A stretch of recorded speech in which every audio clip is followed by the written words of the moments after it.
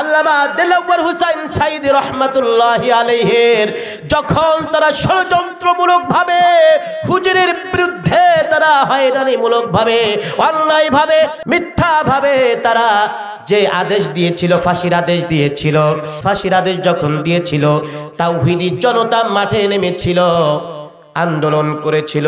এই আন্দোলন করার সাথে সাথে সাথে সাথে এই স্বৈর শাসক তখন অন্তত 155 জন ইসলামের দরদিকে তারা হত্যা করেছিল। আপনারা জানেন এই দেশে প্রথম নির্বাচন হয়েছিল, প্রথম বলতে বর্তমান তারা যে 40 বছরের টার্গেট নিয়েছিল সেই 40 বছরের কথা বলছি, শুরুর কথা বলছি।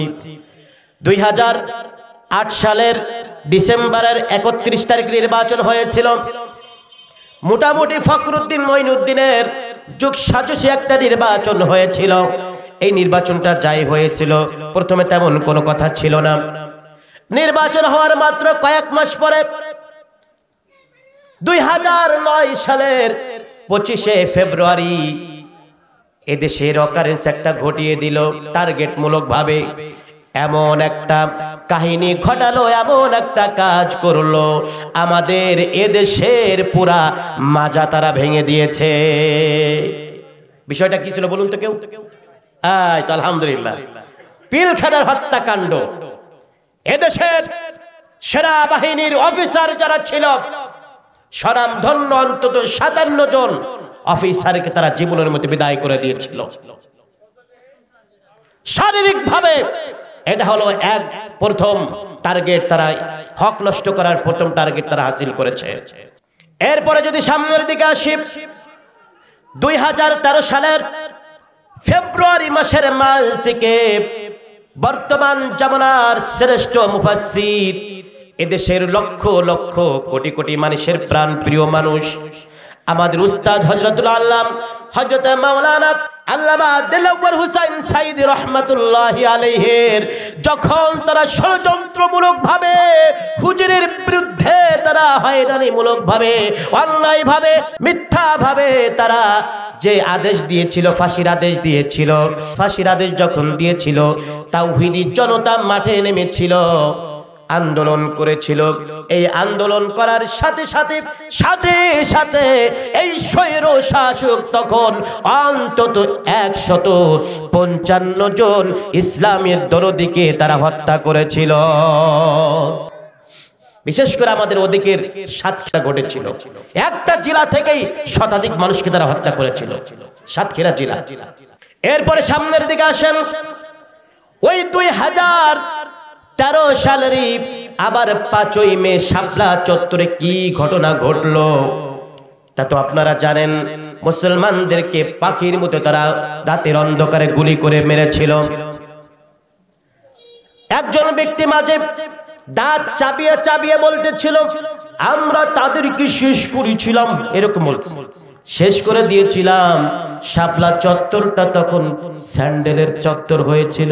ওই চাচা এখন জেলে কাটতেছে। ভাই সব, তাহলে এটা হলো শারীরিক নির্যাতনের মাধ্যমে হক নষ্ট করেছে। শুধু এই পর্যন্ত শেষ হয়ে যায় নাই, এরপরে একের পর এক তারা গুম করেছে। 6 শতাধিক মানুষ কি তারা গুম করেছে। তাদের ভিতর উল্লেখযোগ্য গুম যারা হয়েছিল এদেশের শ্রেষ্ঠ সন্তানদের মধ্যে অন্যতম আব্দুল্লাহিল আমান আজমি এবং ব্যারিস্টার আরমান। যদি ব্রিলিয়ান্ট মানুষ ধরতে হয়, যুবক ধরতে হয়, তারাই তো প্রথম শ্রেণীর যুবক। এমন শ্রেষ্ঠ মানুষগুলোকে তারা 1 নয় 2 নয় তাদেরকে গ্রেফতার তো করে নাই, তার গুম করেছিল। 2016 সালের আগস্ট মাসে তাদেরকে গুম করলো আর ছেড়েছে। এই তারা চলে যাওয়ার পরে ছাড়া হয়েছে। 1 নয় 2 নয় 8টি বছর তাদের জীবন থেকে তোমরা মাইনাস করে দিলে। তাদেরকে অন্ধকার কাষ্ঠের মধ্যে রাখলে। তাদের সাথে দুনিয়ার কোনো পরিচয় ছিল না, দুনিয়ার কোনো যোগাযোগ ছিল না। এমন ভাবে তাদের বাঁচার অধিকারকে নষ্ট করলে হক নষ্ট করেছো। শুধু তাই করো নাই, সর্বশেষ একবার 2024 সালের এই জুলাই মাসে এসে যেই হত্যাকাণ্ড তোমরা ঘটালে, ছাত্রদের যে আন্দোলন হয়েছিল, জনতার আন্দোলন হয়েছিল, 1 নয় 2 নয়, বিভিন্ন রেফারেন্স লেখা হয় 1600 মানুষকে তোমরা জীবনের মতো বিদায় করে দিয়েছ। অন্তত 25,000-এর উপরে তারা আহত রয়েছে, 400 মানুষের উপরে তারা পঙ্গুত্ব বরণ করেছে। এমনভাবে তাদের জীবনটা তোমরা শেষ করে দিয়েছ, নির্যাতন করেছ। এইটা হলো রাজনৈতিকভাবে শারীরিক নির্যাতনের মাধ্যমে মানুষের হক নষ্ট করা। কথা কি মিলাতে পারতেছেন আপনারা? তাহলে রাজনৈতিকভাবে মানুষ যে হক নষ্ট করে, প্রথম বললাম অর্থনৈতিকভাবে হক নষ্ট করে, আর 2 নম্বরে বললাম শারীরিকভাবে নির্যাতন করার মাধ্যমে, কখনো ডাইরেক্ট হত্যা করার মাধ্যমে, আবার কখনো নির্যাতনের মাধ্যমে হক নষ্ট করে। এবার শুনুন, সামনের দিকে আসুন। হক যদি একবার কোনো মানুষ নষ্ট করেই ফেলে, আপনি হক নষ্ট করেছেন আপনার ভাই বোনের, আপনি হক নষ্ট করেছেন আপনার প্রতিবেশীর, আপনি হক নষ্ট করেছেন আপনার রাজনৈতিক প্রতিপক্ষের, আপনি হক নষ্ট করেছেন কোন আলেম ওলামাদের, আপনি হক নষ্ট করেছেন কুরআনওয়ালাদের।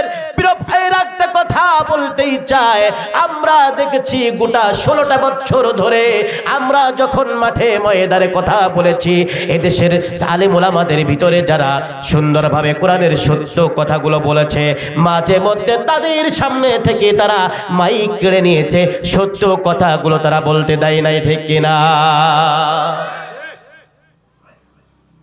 আমাদেরকে পর্যন্ত স্লিপ দেওয়া হয়েছে, হুজুর খবরদার এই কথাগুলো আপনারা বলবেন না। কেন বলবো না? কেন বলবো না এই কথাগুলো? তুমি যদি আকাম করো, তোমার আকামের কথা আমি কেন বলবো না? তুমি যদি চুরি করো, তোমার চুরির ব্যাপারে আমি কেন কথা বলতে পারবো না? এদেশের সম্পত্তি খেয়ে খেয়ে এদেশটাকে পুরো পঙ্গু করে ছেড়ে তারপরে পালিয়েছো তোমরা এদেশ থেকে।